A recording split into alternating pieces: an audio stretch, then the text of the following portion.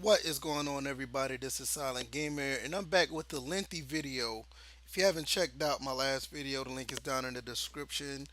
I hope everybody sit back and really enjoy this video. Some good gameplay that I put together that with me playing NBA 2K17. I hope you guys enjoy. Now, just for the topic of the video, LeBron versus Michael Jordan. I I want to be clear. I am a big Jordan fan. This is who I grew up watching, and that's going to play a role significantly to this topic. A lot of people say LeBron is better than Jordan. A lot of people saying Jordan's better than LeBron. And who has the right answer? Is anybody correct? Who's frauding? Who don't know what they're talking about? Who has knowledge and can actually use numbers to back it up? Does all that matter? So let's find out. This is going to be my take on it, and I hope you guys understand where I'm coming from. First and foremost, LeBron and Jordan both are beasts. They are very, very talented. They were very, very gifted basketball players. There's no denying that. Both of them played, or I ain't gonna say they played. Jordan played. LeBron plays at a very high level, highly skilled, highly talented, arguably the best player in the world when at their times. So there's no debate about that. Both of them were very gifted with the basketball, and they actually, they accomplished a lot on the court. Michael Jordan came through, had his ups and downs in the mid to late 80s, going through some very talented teams. They got older, then after they got older, they would move to the side, and then it was off to the races. Jordan did what he did. LeBron is not very similar. He just didn't have a lot of help. At times he didn't play with really good teammates. He had to do a lot on his own. But once the way he figured it out for the most part is when he got with other players. I mean, there's no denying about that. And is it a bad thing? Not necessarily, because that's how the league is set up. It is what it is. There's nothing wrong with changing teams, just like you change a occupation, in your lifetime. That's how it is. It happens. But once he got to that point and he tasted the victory, it was off to the races for him. Uh, it's hard to compare and contrast the two because their games are so dominant. LeBron is more of a teammate friendly guy. He wants to get his teammates involved. Jordan, it's mostly about him. He wants to show you that he's the best and he's just as dominant. He does not care who's in his way. Uh, but to a fault, you know, that's just who they are. And people criticize them all the time because of that. And I don't see nothing wrong with it per se as far as their basketball game goes. Um, there are holes in each one, but there's nothing wrong with that. When you look at the two, it's like I said, it's tough to compare because the results are there. Yeah, LeBron has been to more NBA finals and he lost, more than he's won. But getting to the dance is an accomplishment. Jordan is undefeated, getting to the dance, and that's great. Me personally, I feel that I can make a case that he could have pulled off, eight straight if he didn't retire for those 2 years. I mean, I mean, if you're a Houston Rockets fan and you're going to have those issues because of the fact that the Rockets won those two. But there's a strong case, deny it or not. I mean, just thinking logically, he could have pulled off eight straight. Um, could have LeBron won a championship without going to South Beach? Who knows? Who knows what honestly would have happened if people, you know, would have came to Cleveland, or other factors could have happened, at the time. I think the best move for him was to go to Miami because he was in a situation where uh, the management did not want to do anything for him. They did not want to give them the adequate help. I mean, that's just it is what it is. So, I mean, my only big thing about LeBron, what I will always, take a notch off his game for was the way he handled it. He could have handled it differently by going to South Beach. I think he handled it the wrong way, but by him going there, no, I mean you're entitled to play wherever you want to play. Now I want to get into what everybody else talks about when it comes to the actual comparison, the people who are actually comparing. Uh, I feel that it is somewhat of a generational gap, and I can put in so many other things, to contrast and compare with that. You look at LeBron and Jordan. Most people who defend Jordan are the ones who were either born in the 80s or really, born in the early. I could just say no. I'm not even gonna say that. Just basically in the 80s. We actually grew up like myself. Grew up watching Jordan. I mean, I became a Jordan fan in 1991, watching him play in the NBA Finals. At the time, I was only 9 years old. I didn't know no better. But that was an impression on me watching him play and me finally understanding the game of basketball at that age and watching him play against the Lakers in the 1991 NBA Finals. So that's where my impression came from. And when you're young and you're impressed by something like that, that's something that sticks with you. That's something that is embedded in you. That's what you hold dearly to you because that's what you experienced on live TV, or if you were at the arena you saw it live. That's something that's going to hold to you, and it's going to be very confrontational when someone try to take that from you by saying, well, look at LeBron's a better player, he does this, he does that. And on the flip side of that, the person who has been watching LeBron, you know, more likely has been in that same shoes that I've been impressed by LeBron, not necessarily at an early age. It could have been at a time you just start watching basketball and you see what LeBron has done, and you seen it on live television, and you see what he's done, against certain opponents and how dominant he's been. That leaves an impression on people, and you cannot take that away from them because of the fact that that's something personal, and that's how it's going to be. I mean, it's so many other things that we could compare to, which I will get to later about that. It is what it is. So and most of the time when I see people who are arguing this, having this debate, they're the ones that are a little bit older than the younger people. They're the ones that's having, these discussions with people about who's better, who's not. And I did it at one point, but I sat back. I had to really think about it. It's like, where were you when you first saw Jordan do, you know, his dominant thing back in the NBA? And where was the other person when they saw LeBron do his dominant thing, or as he's doing it now in the NBA? Where were they when they first saw that? And when you look at it, it's like, well, it's kind of hard to really be mad at either side because some of these people weren't even born when people saw Jordan for the first time. Some people was not there when they seen Jordan do a three-peat. Or if they were very small. Some of them were even in diapers. Some of them were, you know, still, learning how to crawl and walk and, pick up their backpack and make sure it holds on to they can hold it up while they go to school. There's some of them are just that young. And you have some guys who actually seen both sides of the situation, like me.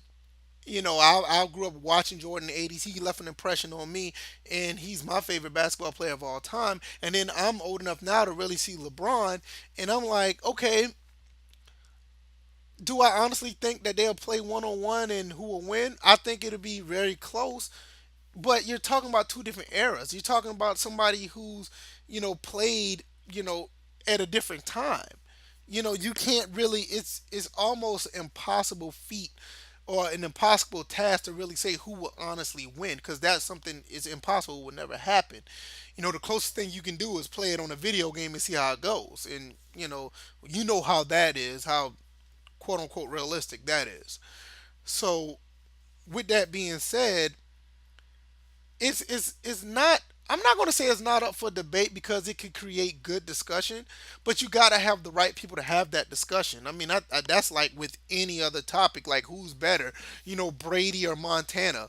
What was the better console back in the day? Was it, is it a Super Nintendo or is it a PlayStation 3? It's like some kids never grew up watching Montana. Some kids don't even know, how great a Super Nintendo was. All they know is 3D gaming. Some people just see Tom Brady and like, oh my God, he did all of this and that. And there's nothing to take away from him because, like, once again, I was born in the 80s. I'm a Montana guy, but I'm not going to sit here and I'm not going to sit here and knock what Tom Brady has done. I mean, that's just, I mean, so first of all, it's ignorant. First of all, it shows lack of intelligence. Second of all, nobody can really take you serious if you can't be honest. And if you're really being honest with yourself without having some type of objectivity, or people not going to look at you as being really credible because you're getting to the point where it's fanboy status. So, but I mean, you can put out all the numbers, you can put out all the stats, you can put out all this stuff about, okay, he did this at this time, he did this at that time, who has the better numbers. And he say, oh, LeBron's better because of this, or Jordan's better because of that. Let's just be honest. It's just those are just numbers. Numbers don't lie, but if somebody pick up more, they take a longer time picking up cans than the next person, of course they're going to have more cans than them. That doesn't make them better. Just because I did this for I did this for 20 days and you only did it for 13. Yeah, that's why you have more than me. That doesn't make you better. And I mean, it's honestly hard to say who's better because both players are really, really good. You cannot take nothing away from neither one when they're at the top of their game. You're not stopping neither one of them. They're going to get their points. I mean, they're going to dominate on the both ends of the floor. That's what they do. It's like I'm not saying it's necessarily splitting hairs. It's just that it's not. I don't think it's a good argument unless you have a couple of people or a few people that are intellectually honest about what they see in front of them.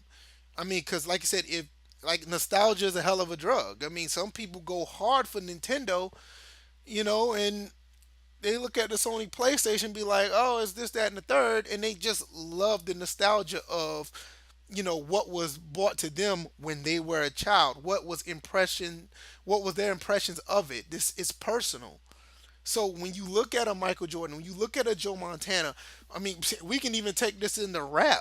When you listen to, a Tupac Shakur or a DMX or any rapper from the 90s, most of these people who are listening to whoever the hell they're listening to now, because I don't follow it, they can say that they're the greatest. I mean, like let's say Drake for instance. You have people on social media saying Drake is the best up and down. Now I've heard stories of people saying that he write or other people write his own write his rhymes, and he use ghostwriters. I don't. I can be honest with you. I've never listened to a Drake album, and I'm not going to discredit him because that's just not my thing. I don't. When I listen to music, I listen to the stuff I grew up on.